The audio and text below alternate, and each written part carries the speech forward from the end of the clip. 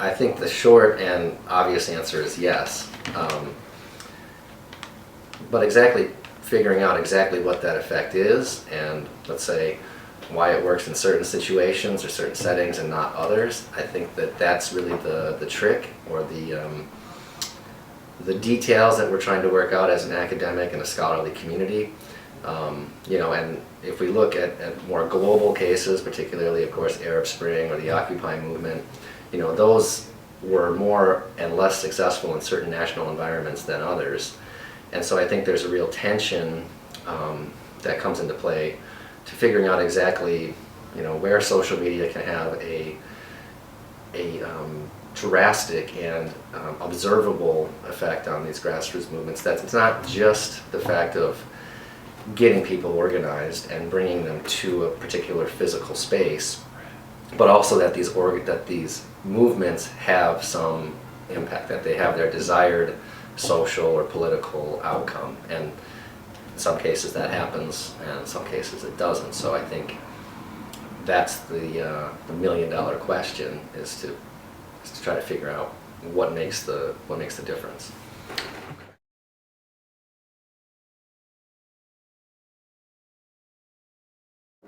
Well, I haven't been following the case in Venezuela really all that closely. That said, I think it's not surprising that a regime would be interested in shutting off social media. We saw it happen, for example, in Egypt during the January 25 movement. At the outset of that uprising, internet access and mobile phone communications were shut down entirely for a period of several days. We see it happening right now in Turkey as well, and we see it happening in Venezuela. And I think the reason for it is relatively clear.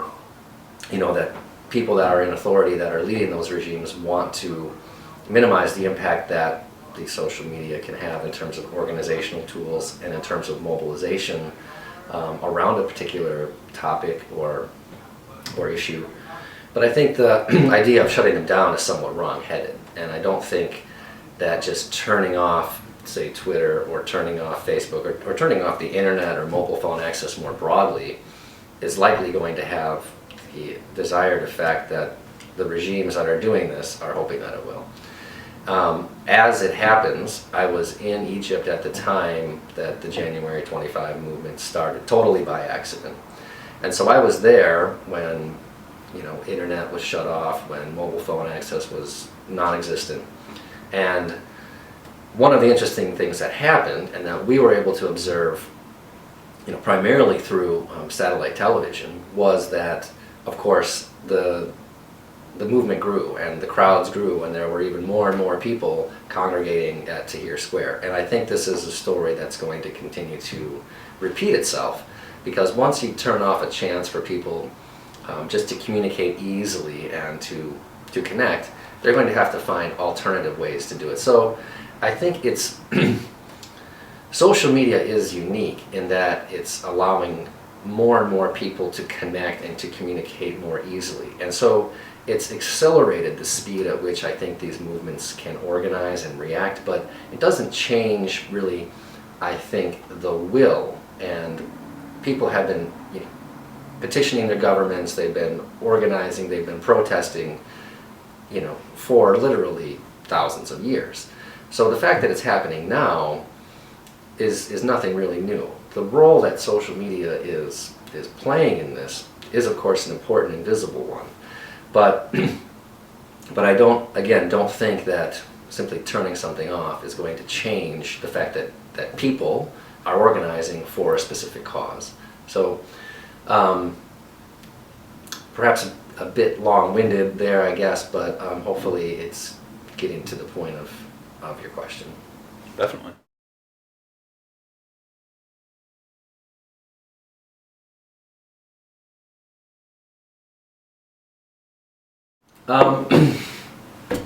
I think they've been reasonably successful, and there's always going to be a certain tension, I think, between authoritarian regimes that are looking to restrict the expressive and communicative rights of its citizens, and whether that's underground radio, or whether it's Twitter or it's Facebook or Tumblr or whatever the next big media space is. There's a tension. It's a game of cat and mouse, and just as we see in authoritarian regimes, for example, in China or Singapore, people are very clever and they're very interested to find ways to work around and to not be, stifled or limited in their expression. So I think that these obstacles are real, and totalitarian sorts of regimes are definitely making efforts to limit the potential impact of more freely expressive spaces.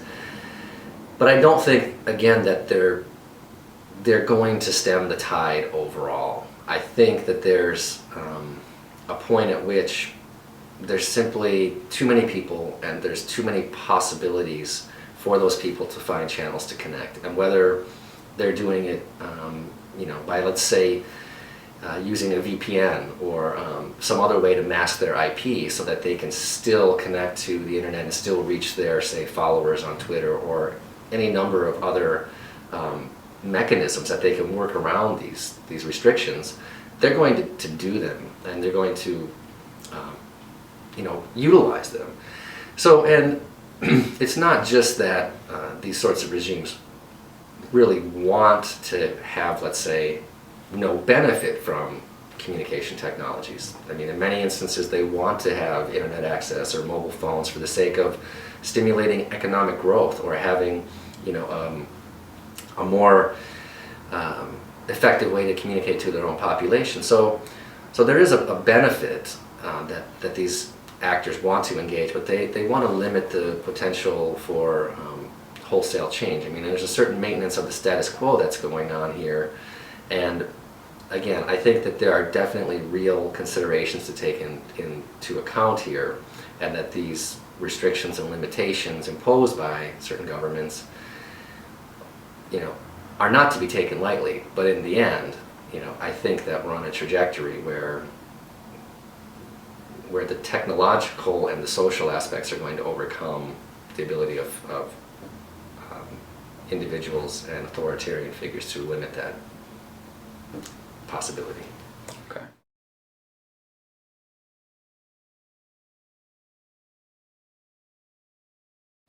I think most definitely the answer to that is yes. And it's become much, I think, quicker and easier and possible for people to stand up, as you say, to authority. But there's also an interesting sort of backlash against this sort of movement, is that the more and more we have these highly popularized movements and events, there's been a certain line of thinking recently that suggested it's become easier for governments to kind of ignore them and not be so concerned, because they kind of come and they go, and in some cases maybe there's no net effect. I mean, if we think about, for example, the Occupy movement, and we could say that was a tremendous global movement that mobilized people to create camps and sit-ins and do things in a way that we probably haven't seen in a semi-coordinated activity in really any sort of recent history. But at the end of the day, what was the takeaway? What was the change to policy? Are there new and more equitable economic structures? I don't think that we can say that we've seen a fundamental shift in the base of power that's been responsive to those. So I think absolutely yes, social media are changing the ways that people do these kinds of activities, but I think it's yet unclear, as to the outcome of these newer means of, in some ways, doing some things that are similar to what they've done in the past, which is to say, in almost all of these instances, we're not looking at social media as a change element that exists if it's only online. We're looking at there being some possibility for social or political or some kind of economic change only, again, once we see things really move to the streets and to the offline arena. And so in that sense, yes, it's new and it's creating new possibilities for engagement and mobilization and information sharing, but on the other hand, we're still coming back to the same tried and true methods of activism from time immemorial. Go and have your voice heard by doing something with a large group of people in a public space. So that's not totally new, but how it's being engaged and shaped, I think, is.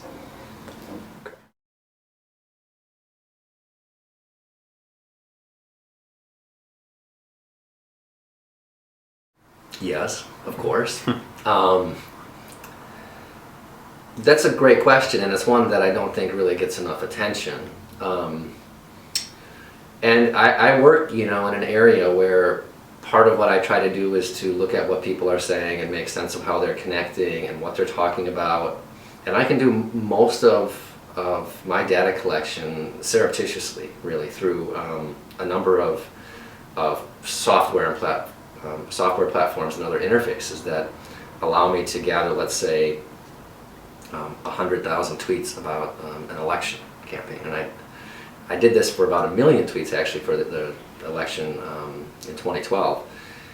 But much of that is shared freely, and I think that the real concern is that a lot of people don't quite know how much metadata exists on them, particularly if they're willing to identify their location, if they're willing to self-identify their gender, their age. All of these sorts of things are relatively easy to access, and you don't need a special license. You don't need, I don't have to meet a certain ethical board's measure to say, like, it's okay for me to have this data. Anybody that wants to buy it can go to any number of vendors and buy this information from Twitter, or even Facebook has a relatively open application programming interface, but only in that case, only in spaces that are explicitly public. But where I think that becomes a little bit complicated is where, let's say I've got my Facebook settings such that only my friends can see anything I post, right?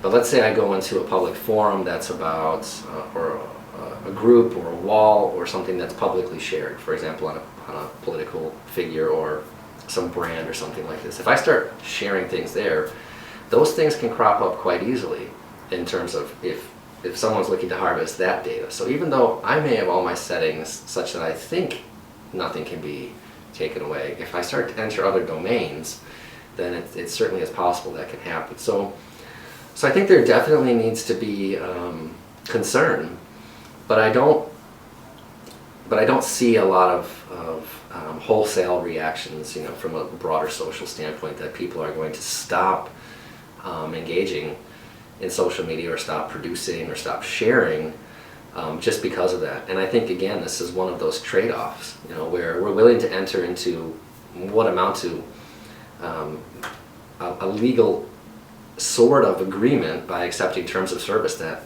quite honestly, most people never read, and we check okay, and we're okay to let Foursquare or Twitter, if we enable it, to locate and track us on our mobile phones. So and if we think about the next level of where social media are going at the confluence of, online all the time sort of access and wearable devices, things like Google Glass or watches that also serve as portals for not just phones but also for the internet more broadly, we're really starting to enter a space where the idea of protecting our privacy and our data and our identity and all the rest, is really being pushed to the limit. And I think we're going to have to enter a time where this becomes more of a careful consideration at the individual level, and it may at some point, increase the number of people who choose not to plug in. Now, like I said, I don't see that necessarily happening, but of course we all know people who say, I'm not going to do Facebook, or I don't do Twitter, and they seem a little bit, like Luddites at the moment, and but that trend may increase, and it's hard to say how it's going to go, but I think, again, long story made short, we absolutely need to be aware of what we're sharing and what's accessible to others as we enter into these spaces, and not to check those boxes quite so freely, and to be a little bit more aware of the terms of service we're actually agreeing to.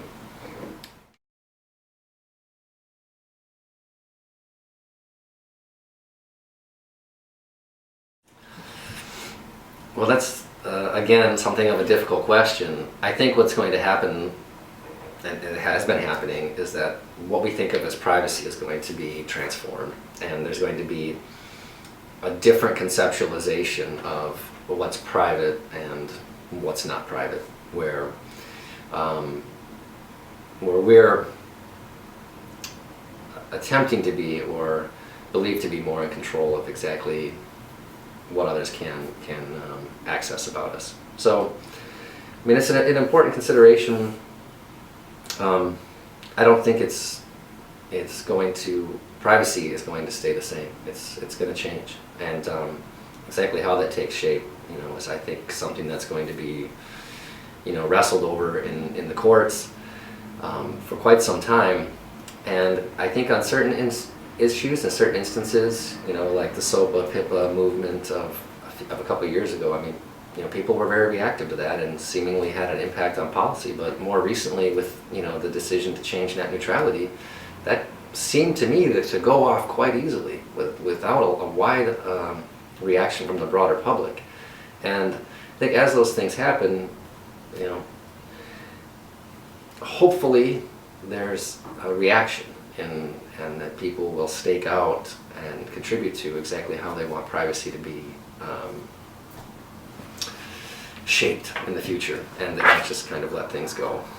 Because once it's gone, it's very hard to get back, And I think that's sort of the way that changes are going to occur. Will be incrementally and more or less towards a broadening or loosening of privacy rights rather than a restriction.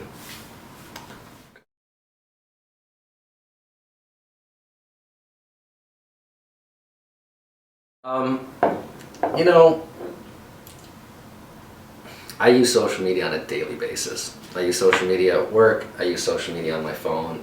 I use it for all kinds of things, but I'm not an incredibly prolific social media producer, which is to say, sure, I'm on Twitter and sometimes I tweet about my research, or sometimes I share something about, I don't know, I commute on the Green Line, so there's a lot of delays. And so what I eventually have come to find is that mostly when I'm on Twitter, I'm complaining about my commute, and my Twitter feed populates to my personal website, and one day my wife says to me that I need to stop complaining so much, because anybody who reviews what I'm saying on Twitter on my personal site is going to think that all I talk about is public transportation.